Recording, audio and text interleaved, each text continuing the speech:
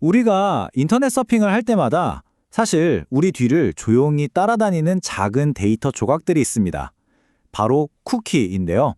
오늘은 이 쿠키가 도대체 뭔지, 어떻게 우리의 온라인 생활을 편리하게 만들고 또 어떤 위험을 가지고 있는지 그 모든 것을 한번 속 시원하게 파헤쳐 보겠습니다.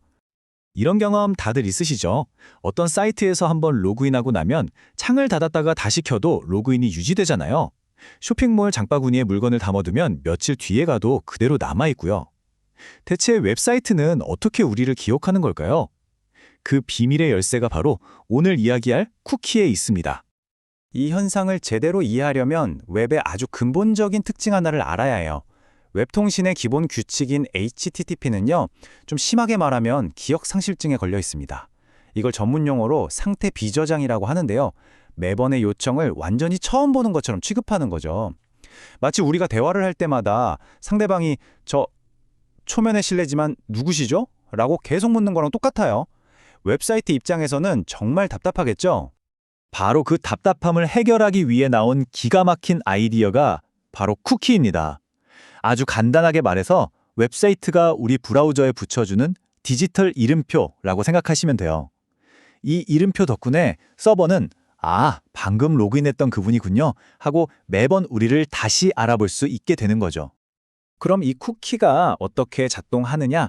생각보다 간단합니다.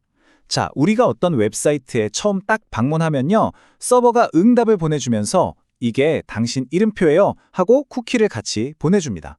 그럼 우리 브라우저는 이 이름표를 잘 보관하고 있다가 다음에 그 사이트에 갈 때마다 저 왔어요, 제 이름표 여기 있습니다 하면서 자연스럽게 쿠키를 함께 보내는 거죠. 그러면 서버는 그 이름표를 보고 우리를 바로 알아보는 거고요. 그래서 이 디지털 이름표 실제로 어떻게 생겼을까요?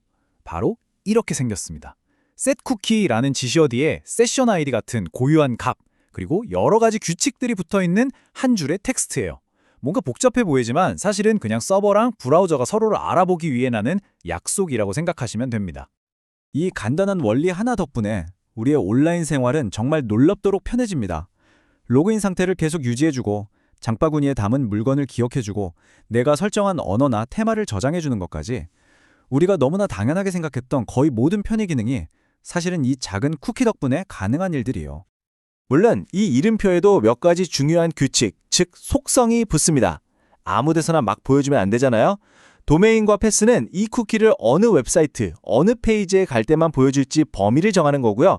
expires,나 maxage는 이 이름표의 유효기간을 정하는 역할을 합니다. 쿠키는 크게 두 가지 기준으로 나눠볼 수 있어요. 먼저 수명에 따라서 브라우저를 닫으면 바로 사라지는 세션 쿠키와 정해진 날짜까지 쭉 남아있는 영속 쿠키가 있고요. 또 누가 만들었냐에 따라서 우리가 방문한 사이트가 직접 발행한 자사 쿠키와 광고회사 같은 다른 회사가 심어놓은 제3자 쿠키로 나뉩니다. 자, 여기까지 들으면 쿠키는 정말 고맙고 유용한 도구 같죠?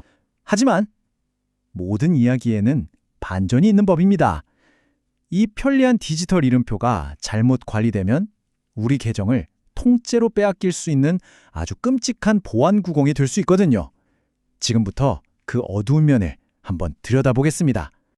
이 보안 얘기를 하려면 먼저 HTTP와 HTTPS의 차이를 알아야 해요. 이건 아주 쉬워요. HTTP는 내용이 훤히 들여다보이는 엽서랑 똑같고요. HTTPS는 안전하게 꽁꽁 봉인된 편지라고 생각하시면 됩니다. 만약 우리의 소중한 정보가 담긴 쿠키가 이 엽서에 실려서 배달된다면 어떻게 될까요? 바로 쿠키 스니핑, 그러니까 쿠키 훔쳐보기가 가능해집니다.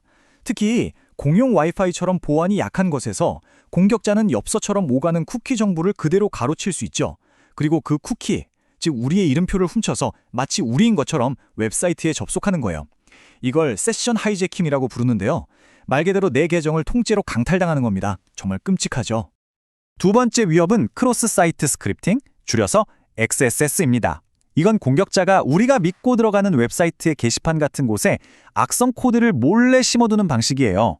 우리가 아무 생각 없이 그 페이지를 열면 우리도 모르는 사이에 브라우저에서 그 코드가 실행되면서 우리의 쿠키를 훔쳐서 공격자에게 보내버리는 거죠.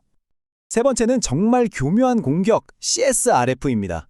한번 상상해 보세요. 우리가 A라는 연행 사이트에 로그인한 상태예요. 그때 공격자가 만든 악성 링크 B를 클릭했어요. 그러면 B 사이트가 우리 몰래 A 은행 사이트에 내 비밀번호를 이걸로 바꿔줘! 같은 요청을 보내버립니다. 이때 우리 브라우저는 너무나 충실하게 A 사이트 쿠키를 자동으로 붙여서 보내고 은행 서버는 우리가 보낸 정상적인 요청인 줄 알고 처리해버리는 정말 황당한 일이 벌어지는 거죠. 정말 아찔한 공격들이죠? 와, 하지만 너무 걱정하진 마세요. 다행히도 우리의 디지털 이름표를 안전하게 지킬 수 있는 아주 강력한 방어막들이 있습니다. 이제부터 개발자들이 쿠키와 사용자를 보호하기 위해 사용하는 핵심 방어 전략들을 하나씩 살펴보겠습니다. 첫 번째 방어막은 바로 Secure 속성입니다. 이건 정말 간단하면서도 강력해요. 이 옵션을 딱 켜두면 쿠키는 오직 암호화된 HTTPS, 즉 봉인된 편지로만 전송됩니다. 엽서를 보낼 일이 아예 없으니까 중간에서 엿볼 가능성 자체가 사라지는 거죠. 쿠키 스니핑을 원천적으로 막는 아주 효과적인 방법입니다. 두 번째는 HTTP only 속성입니다. 이 속성은 아까 설명한 액세스 공격에 대한 완벽한 방패 역할을 해요. 이걸 설정해두면 웹페이지에 심어진 악성 스크립트가 쿠키를 훔치려고 해도 브라우저가 접근 금지 하고 막아버립니다. 해커의 눈에 쿠키가 보이지 않게 아예 숨겨버리는 셈이죠. 그리고 그 교묘했던 CSRF 공격을 막기 위한 가장 중요한 방어책, 바로 same site 속성입니다. 이 속성은 다른 웹사이트에서 요청이 시작될 때 쿠키를 보낼지 말지를 결정하는데요.